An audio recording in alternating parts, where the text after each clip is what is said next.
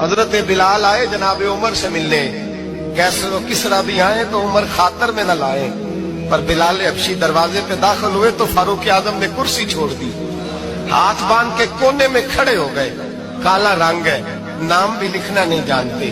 لوگ کہنے لگے عمر کون آ رہا ہے جس کے لیے تیرا اتنا استقبال ہے؟ حضرت عمر کہنے لگے چپ کر جاؤ، اس کی بات نہ کرنا، اسے آنے دو۔ حضرت سیدنا بلال آئے، کہنے لگے امیر المومنین کیا کر رہے ہو؟ فرمایا نہیں چپ کر، یا بازو پکڑا، اپنی کرسی پہ بٹھایا۔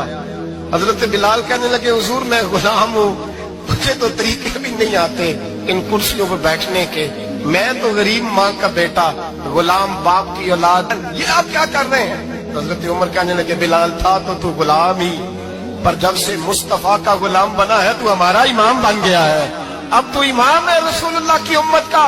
فرمایا وہ مجھے دن یاد ہے جب مکہ فتح ہوا تھا، بت ٹوٹ گئے تھے، بڑے بڑے سردار تھے، اور میرے نبی نے فرمایا بلال سے کہو کعبے کی چھت پہ چڑھ کے اذان دے، تو لوگوں نے کہا حضور یہ سارے جل گئے ہیں، کسی اور کی ڈیوٹی لگا دے۔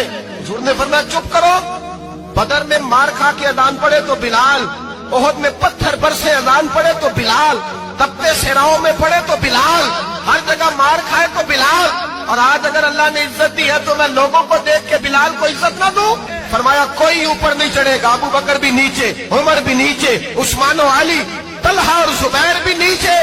آج یہ حبشی غلام کعبے کی چھت پہ چڑھے گا اور میں دنیا کو بتاؤں گا کہ اصل عزت اسی کے پاس ہوتی ہے جو رسول اللہ